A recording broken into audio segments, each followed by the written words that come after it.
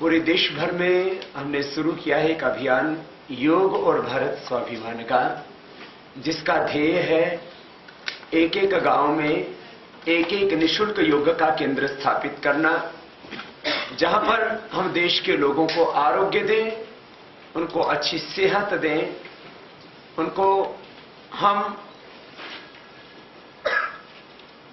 Nutrition education दें, health education दें, और इसी के साथ साथ में उनको हम पॉलिटिकल एजुकेशन भी दें। यह आप नया शब्द लग रहा होगा कि देश के अंदर जैसे न्यूट्रिशन एजुकेशन का लगभग अभाव सा है, ऐसे ही देश के लोगों को यह भी नहीं पता कि देश कैसे चल रहा है।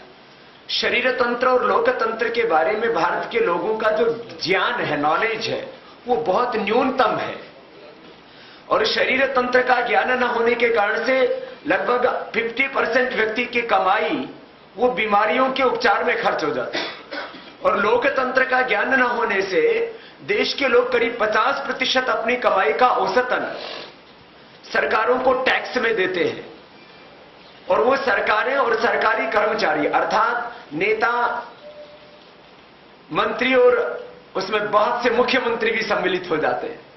अधिकांश नेता, सरकारें, अधिकांश सरकारी कर्मचारी, जिनको प्रतिवर्ष प्रत्यक्ष और अप्रत्यक्ष करों के माध्यम से और भिन्न भिन्न स्रोतों से करीब राज्य और केंद्र सरकारों को करीब 25 लाख करोड़ रुपए मिलता है, वो आखिर देश का पैसा जाता कहां है? तो हमें इस देश के लोगों को शरीर तंत्र और लोकतंत्र के बारे में समझाना है। लोकतंत्र के नाम पर लूट तंत्र चलता रहता है, और शरीर तंत्र के बारे में ज्ञान न होने के कारण से व्यक्ति बीमारियों के चंगुल में फंस जाता है। यहां उड़ीसा में हमारे 13,000 से ज्यादा योग शिक्षक काम कर रहे हैं। 19,000 से ज्यादा हमारे भारत स्वाभिमान के सदस्य काम कर रहे हैं। हमने ध्येय दिया है अपने सदस्यों को, एक जिले में 500 से ज्यादा हमारे शिक्षक या सदस्य हैं, कि एक एक दिन में औसतन 2 दूसरे सदस्य तैयार करें, और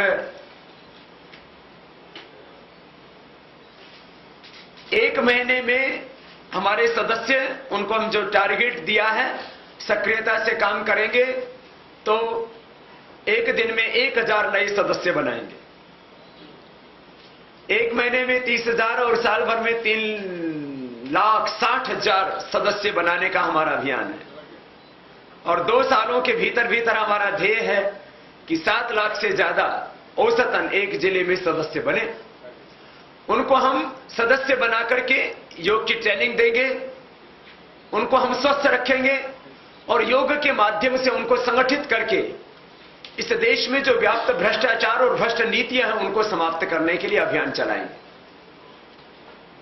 राजनीति ने देश को तोड़ा है, भाषाओं के नाम पर बांटा, जातियों और मजहबों के नाम पर बांटा, आरक्षण के नाम पर समाज को बांटा। अब योग नीति से हम देश को जोड़ने का काम कर रहे हैं। राजनीति ने तोड़ा है, योग नीति से देश के लोगों को हम जोड़ेंगे, और आने वाले कुछ वर्षों में हम इस देश को विश्व का सबसे शक्तिशाली देश बनाना चाहते हैं। 3 ध्येय हैं हमारे सामने। देश के लोगों को स्वस्थ बनाने के साथ साथ बीमारी, बुराई, भय, भूख और भ्रष्टाचार से मुक्त बनाना ध्येय है, और इस देश को विश्व की महाशक्ति के रूप में खड़ा करना। इन पिछले 63 वर्षों में वर्तमान या भूतपूर्व नेताओं ने अथवा सरकारी कर्मचारियों ने, जिन्होंने भी देश को लूटा, उस लूटे हुए धन को वापस लाना, भारत की तमाम व्यवस्थाओं का स्वदेशीकरण करना और विकास का एक नया ढांचा तैयार करना, जहां पर हर व्यक्ति को रोजगार मिले, स्वावलंबन मिले, समृद्धि मिले, सम्मान मिले। आज भारत के नागरिकों का भारत में और भारत के बाहर कितना घोर अपमान होता है। मात्र बात ऑस्ट्रेलिया की नहीं है, पिछले दिनों ये घटनाएं कनाडा में भी घटी, ये घटनाएं कुछ वर्षों पहले अमेरिका में भी घटी और ब्रिटेन में भी घटी। ये माना कि आज भारत के नागरिक बाहर बहुत शक्तिशाली बनकर के उभर रहे हैं, इसलिए ऑस्ट्रेलिया सलाह दे रहा है कि भारत के लोग ऑस्ट्रेलिया में रहे तो, लेकिन गरीब बनकर करके रहे, गरीबों की तरह दिखे। ये कैसी अपमानजनक बात है हम भारतीयों के लिए।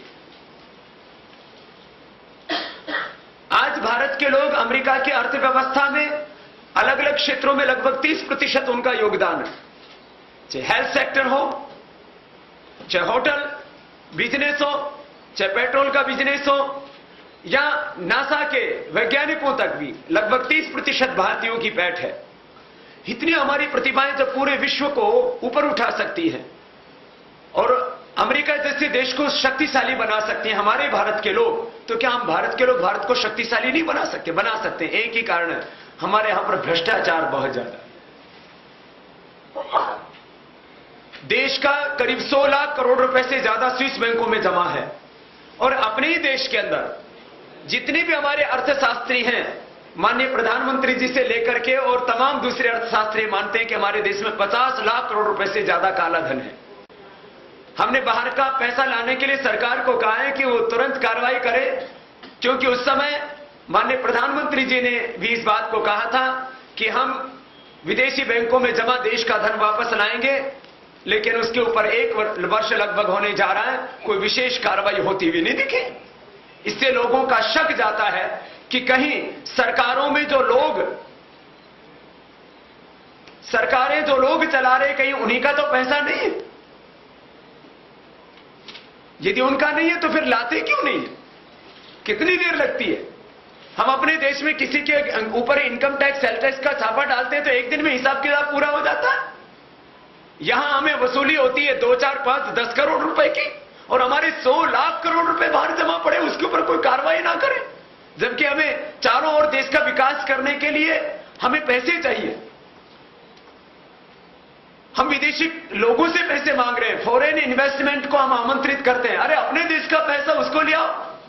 और अपने देश में जो करीब 50 लाख करोड़ रुपए से ज्यादा जो काला धन जमा हुआ है भिन्न भिन्न स्रोतों से, जो देश को लूटा गया, यदि बड़ी करेंसी हम वापस ले लेते हैं छपी हुई, और आगे से बड़ी करेंसी छापना बंद कर देते हैं, तो जिनके पास भी काला धन जमा है, और इस काले धन से सारे काले कारनामे होते हैं, रिश्वतखोरी, चोरी, भ्रष्टाचार, बड़े नोटों के कारण से पनपता है।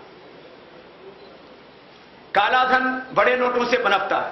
नकली करेंसी बाहर से आती है, बड़े नोटों के रूप में आती है, और उस नकली करेंसी को चला करके हमारे ऊपर आतंकवादी हमले होते हैं। सारे काले कारनामे यदि बड़ी मुद्रा बंद कर दी जाए तो बंद हो सकते हैं, लेकिन क्यों नहीं बंद करते? और माननीय प्रधानमंत्री जी इस बात से सहमत है कि बड़े नोट बंद होने चाहिए और छपे हुए नोटों को वापस ले लेना चाहिए एक समयावधि के अंतराल में, और यदि कोई उतने उस दौरान जमा नहीं कराता है तो उसको एक्सपायरी कर देना चाहिए। ये बहुत बड़ी बात है। जिसने भी किसी भी तरह से लूटा है, कौन जो है सरकार की विकास योजनाओं से पैसे को लूटा है, रिश्वत लेकर के पैसे को लूटा है, या सरकारी जमीनें बेच करके पैसा लूटा है, खदानें बेच करके पैसा लूटा है, कहीं से भी पैसा लूटा है, वो बड़े धन के रूप में जमा, बड़ी मुद्रा के रूप में जमा है, वो सारा हिसाब किताब बराबर हो जाएगा और ये देश शक्तिशाली बन जाएगा। अभी पीछे बात उठ रही थी, पाकिस्तान के साथ खेल खेलो उससे मेल हो जाएगा। खेल खेलते तो हमें 63 साल हो गए, मेल तो नहीं हुआ।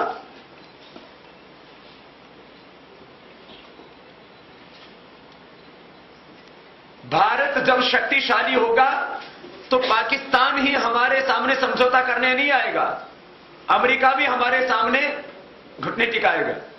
कब? जब देश शक्तिशाली होता। इस देश को जिन लोगों ने कमजोर बनाया है, बस अब तो उन लोगों से हिसाब किताब लेने की जरूरत है। चाहे वो देश का धन बाहर जमा किया है या अपने देश में, वो वापस आ जाए तो भारत से शक्तिशाली कोई दूसरा देश नहीं है। भारत की वर्तमान में जो जीडीपी है 50 लाख करोड़ रुपए की है। स्विस बैंकों से जमा जो धन वापस आ जाए और अपने देश का जमा काला धन, सफेद धन हो जाए तो हमारी 200 लाख करोड़ रुपए की जीडीपी हो जाती है। माने आज हमारी जीडीपी इतनी होगी कि अमेरिका से भी ज्यादा हम शक्तिशाली बन जाएंगे। तो देश तो हमारा बहुत महान है, इसको दरिद्र बनाया है बेईमान लोगों ने।